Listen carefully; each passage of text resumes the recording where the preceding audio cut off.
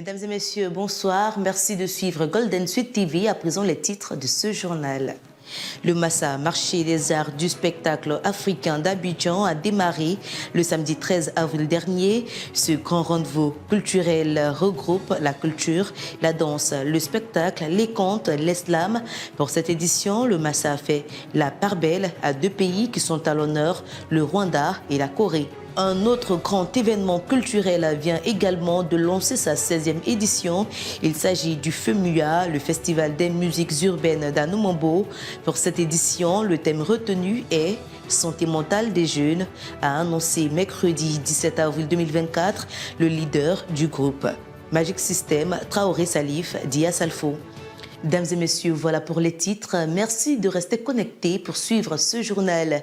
Le marché des arts du spectacle africain d'Abidjan Massa a ouvert ses portes ce samedi 13 avril 2024 à l'esplanade Bernard Belin Dadier de Trècheville. Ce grand événement a enregistré la présence de plusieurs personnalités, dont le Premier ministre Robert Begré-Mombé. Reportage Jean Cablan, Ange pas comme maman. Le Massa, le marché des arts et du spectacle africain d'Abidjan, a officiellement ouvert ses portes ce samedi 13 avril 2024 dans le mythique espace l'esplanade Bernard Belin Dadier du Palais de la Culture de Trècheville, avec pour thème jeunesse, innovation et entrepreneuriat. Des leviers pour le développement des industries des arts et du spectacle, a enregistré la présence de plusieurs membres du gouvernement, avec à leur tête le Premier ministre Robert Begré-Mombé, qui a révélé que la Côte d'Ivoire est heureuse d'accueillir le Massa.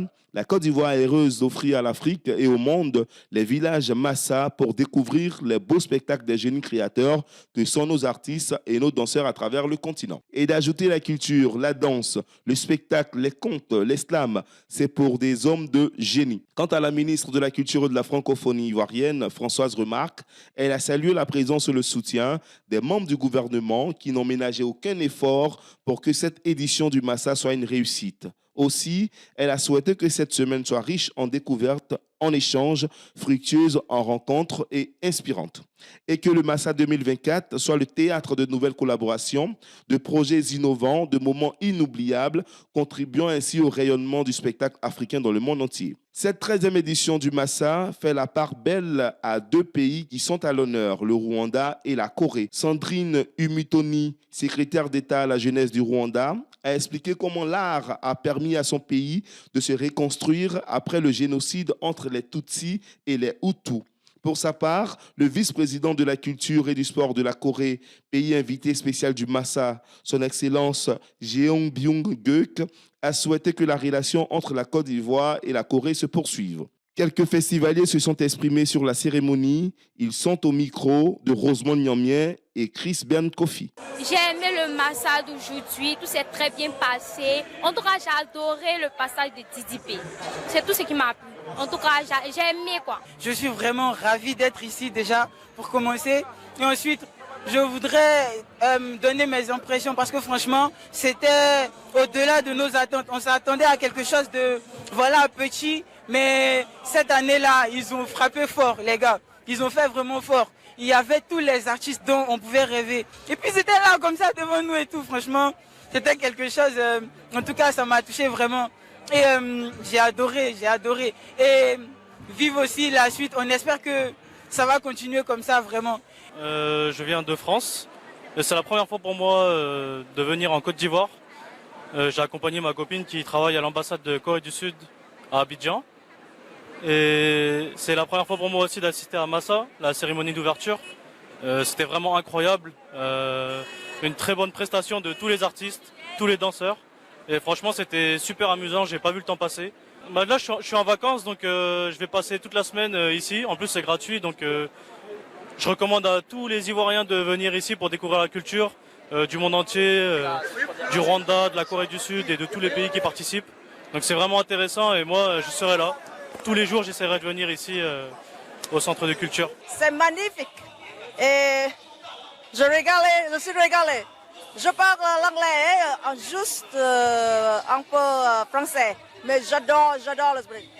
I really enjoyed it. I sweat, I dance, I got to see so many famous artists. I love it. Merci. Merci à toi, Massa. Aujourd'hui, je suis présent au Massa. Vraiment, ça me fait plaisir. Ça me fait plaisir de venir au Massa. Et je pense que nous, la jeunesse ivoirienne, nous devons faire de telle sorte que ce soit indispensable pour notre vie. Des artistes comme Roselyne Layo, Didi B et Suspect 95 ont enflammé la scène du Massa pour cette ouverture. Poursuivons ce journal avec cette autre information. Le programme du Festival des musiques urbaines d'Anoumambo FEMUA, édition 16, est désormais connu. Salif Traoré l'a annoncé durant le lancement. Abidjan et Ferkessé-Dougou abriteront cet événement. Reportage Ange Pakomamon.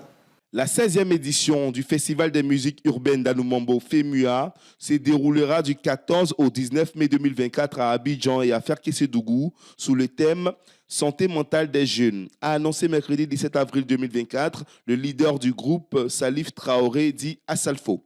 Cette édition sera marquée par 5 soirées de concerts sur 3 grandes scènes avec la participation de 30 artistes invités.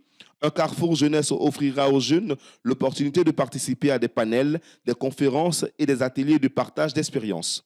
De plus, une journée spéciale sera dédiée aux enfants, comprenant des jeux, des concours, un concert, des activités culturelles, des sensibilisations et des formations sur le thème de l'événement. La nouveauté de cette année sera le FEMUA Tradi, mettant en avant la tradition ivoirienne. Le programme comprendra également des échanges professionnels B2B, des ateliers, FEMUA Sport, un tournoi de Maracana nocturne et un cross populaire. Le directeur de cabinet du ministère de la Culture et de la Francophonie, Hassan Thiam, s'exprimant au nom de la ministre Françoise Remac, a affirmé l'importance de la culture dans le programme national de développement 2021-2025. Il a ajouté que le FEMUA témoigne du pouvoir de la musique, de l'art et de la culture pour sensibiliser, éduquer et inspirer les jeunes à prendre soin de leur santé, en particulier mentale. Avec ce FEMUA, a-t-il ajouté, la Côte d'Ivoire, dans toute sa diversité, est unie et montre au monde sa richesse patrimoniale comme elle l'a fait pendant la Coupe d'Afrique des Nations. La Guinée-Bissau sera le pays à l'honneur pour cette édition, représenté par son ministre de la Culture, de la Jeunesse et des Sports, Augusto Gomez. Il a exprimé sa gratitude à la Côte d'Ivoire pour avoir porté le choix sur son pays en qualité de pays à l'honneur et remercié le pays pour son hospitalité et a souligné les excellentes relations qui existent déjà entre les deux pays. Le week-end des Ebonies a été lancé. La cérémonie de lancement s'est tenue le mercredi dernier à la Maison de la Presse au Plateau. Suivant ce reportage de Rosemont Niamia, Jean Cablan, Olivia Kwame. Le journalisme face au défi de l'intelligence artificielle, tel est le thème de cette 25e édition de la Nuit des Ebonies. Plusieurs activités dont un panel sur le thème de cette édition, un cross, la finale du tournoi de la confraternité, un village Ebony avec des stands. Jean-Claude Koulibaly, président de l'UNJCI. Ce qu'il faut retenir, c'est que pour les présentateurs télé, il y a d'autres critères en ligne de compte, c'est-à-dire que maintenant ce sera le vote du public. Parce que le présentateur, certes, c'est un journaliste, mais aussi il y a ce qu'on appelle la gestuelle, la présentation, et la diction, etc. Et tout ça, le public est mieux placé pour pouvoir désigner qui fait le mieux dans cet exercice-là. Ensuite, ce qu'il faut retenir également, ce sera l'occasion pour nous de rendre hommage à tous nos amis, tous nos devanciers, tous nos camarades notamment, qui se sont essayés dans le management au niveau des médias. Denis Chalkwasi, directeur général de la CNPS, donne les raisons de la présence de sa structure auprès de l'Union nationale des journalistes de Côte d'Ivoire. Désormais, la CNPS voudrait aller au-delà du simple parrainage pour véritablement contribuer à l'évolution de la presse ivoirienne afin que ce soit une presse dynamique, une presse qui nourrit ses hommes et ses femmes et une presse qui rayonne au-delà de la Côte d'Ivoire. Il faut noter que le week-end des Ebonies aura lieu les 26, 27 et 28 avril prochain à l'hôtel président de Yamoussoukro. Et voilà qui met un terme à ce journal. Merci à toute l'équipe de réalisation et merci à vous de toujours suivre le journal sur Golden Sud TV. L'information continue sur la chaîne. Bonne suite des programmes sur Golden Sud TV. Excellent week-end.